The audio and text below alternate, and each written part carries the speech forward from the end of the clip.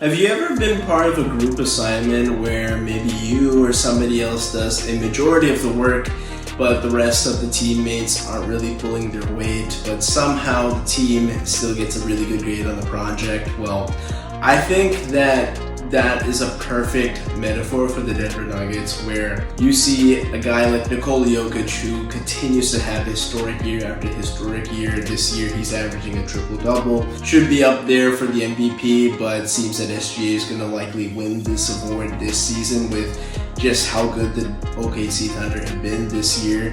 But it just seems really frustrating for Nikola Jokic at this point that he keeps on pouring in great performance after great performance only to be let down by his teammates. We've seen that in the past, but particularly in the last few weeks, it's just beginning worse and worse. Just last week, he had this historic triple-double, 61 points, 10 rebounds, 10 assists. And a couple games later, he puts on another triple-double, but the Nuggets continue to lose. I want to talk about last week where the Denver Nuggets played the Minnesota Timberwolves, and there was a particularly god-awful sequence by none other than Russell Westbrook. This was a roller coaster game, and remember that the Minnesota Timberwolves eliminated the Denver Nuggets in Game 7 of the Western Conference semifinals. But in this particular game, the Nuggets were coming back from a deficit in regulation to force overtime and eventually got to double overtime.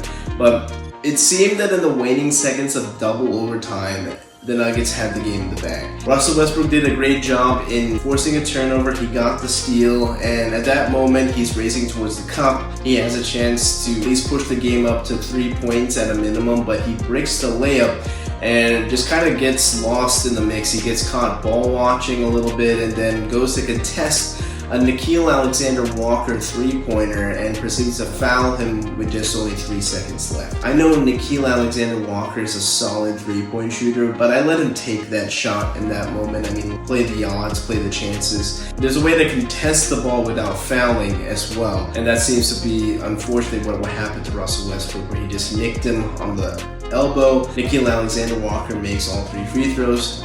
The Minnesota Timberwolves steal the game and now have won 6 consecutive games against the Denver Nuggets dating back to last year's Western Conference semifinals. And that particular sequence of events is a microcosm of the Russell Westbrook experience. There are a lot of highs and a lot of lows. Sometimes you're like, wow, what a play by Russell Westbrook. But then other times you're just left scratching your head thinking, what the hell was he thinking there? And especially after leaving OKC and within the last 5 years, you're noticing that his play is getting increasingly more reckless. You get the erratic play, the out-of-control nature, the poor decision-making, especially in clutch time, and then this just reminds me of the Tasmanian Devil. Something that is a cartoonish character, but definitely can really ruin your day if you're on the wrong side of it. And it seems to be that this has definitely been the recent track record with Russell Westbrook. He's going to be a Hall of Famer for what he's done in his career, no doubt about it. But let's also not forget that there is a reason why Kevin Durant dumped Russell Westbrook for Steph Curry in 2016 to create the strongest super team in NBA history. It was simply just because Kevin Durant didn't trust Russell Westbrook to be his point guard. He knew that Russ was going to dribble the air out of the basketball and then take a bad shot when the shot clock is running down, or just dribble it off his leg for a crucial turnover at the worst possible time. He's been through that in the 2012 NBA Finals and in countless playoff campaigns since. But with Steph Curry, you know that you're going to get consistent play. You're going to get a guy that can knock down shots, especially in clutch time, and he can knock down free throws on a consistent basis. Plus, the Warrior system obviously was a better fit for Kevin Durant, but you knew that Steph was going to give up the ball and also let Kevin Durant cook. And in 2017, the first real year that Russell Westbrook was on his own, Russ became a sympathetic figure in the NBA media. He was the guy that was left behind in OKC to pick up the pieces after Kevin Durant took the easy way out, won a title, but we knew that Russell Westbrook was putting on this historic season, the first time since Oscar Robertson did so in 1962 to average a triple-double in an entire regular season. But after a while, he just kind of made a triple-double his thing. No matter how inefficient it was, he was Mr. Triple-Double. He proceeded to have 3 more triple-double seasons, including 3 in a row in 2018 and 2019, and then later with the Washington Wizards in 2021. he was Mr. Triple-Double. But in all of those campaigns where he averaged a triple-double, he didn't get out of the first round. But after being traded in 2019, Russ hasn't really found a home for more than 18 months. He's bounced around to the Houston Rockets, the Washington Wizards, the LA Lakers, the Los Angeles Clippers, and then recently this year with the Denver Nuggets. And admittedly, as a big-time Russell Westbrook critic, I do give him credit for this year. He had a really good run with the Denver Nuggets, especially from December to January, where he was playing at his most efficient clip in years, and he was averaging more than 50% shooting. His free throw percentage was up relatively, and he wasn't jacking up a bunch of three-pointers. But since February, he kind of turned around. He kind of reverted back into the Russell Westbrook that we knew in the past. Now it's kind of been a factor in the Nuggets' recent slide as well. But going back to that particular sequence against the Minnesota Timberwolves, this gave me flashbacks of PTSD when he was with the Los Angeles Lakers. Because I mean, when Russ was a Laker, he was absolutely pathetic. He was a shell of himself, where he was turning over the ball at such a historic clip in the worst way possible. And he wasn't really even that efficient. He shot 41% in 2022, where it was just brick after brick, bad shot after bad shot.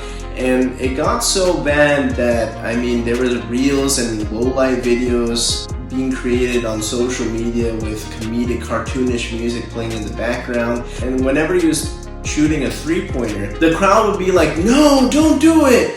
And if it's getting to be that bad, I mean, that certainly weighs on you. And eventually Russell Westbrook's confidence was shot altogether. That tenure wasn't the best for Russell Westbrook's mental health, admittedly, and it definitely led to his departure and future move to the Los Angeles Clippers. He still got to stay at home with the town that he grew up in before he left for the NBA, even played there at UCLA.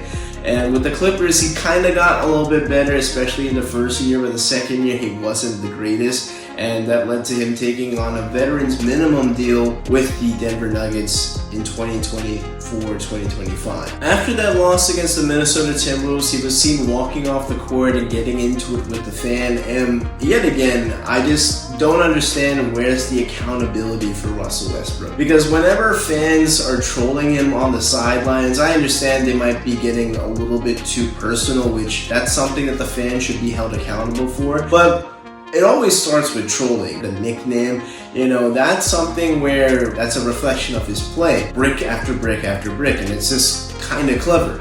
And for him to get mad over that, we've seen him get pissed at reporters, we've seen him get pissed at fans who are trolling him. It just seems that he has somewhat of an anger management problem and doesn't seem to really understand how to cope with that type of adversity. And for whatever reason, he seems to get this weird type of charity admiration just because he has been this player that once was left by Kevin Durant to now kind of being online bullied for his poor play. But I mean, he is the person that devalued what a triple-double actually means in the NBA. I mean, like I said, the years that he averaged a triple-double in the NBA, he hasn't gotten past the first round despite having Carmelo Anthony and then Paul George for the last couple of years in his OKC tenure. But since Nikola has been the guy that recently took on the nickname Mr. Triple-Double, well, he's actually gotten more success with those triple-doubles. And that's led to getting past the first round and even winning an NBA title in 2023 when he was just 2/10 shy of averaging a triple-double for the year. Nikola Jokic's recent performances, he's going to have another historic year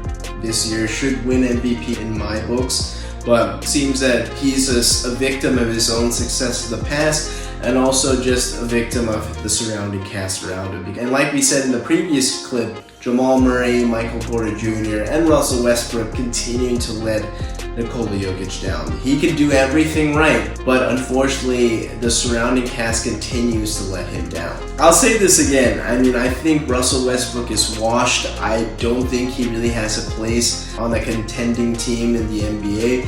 If he wants to go to a lottery-bound team and put up a bunch of stats, so be it, but I do think that his days of being a significant contributor to a title-contending team are over.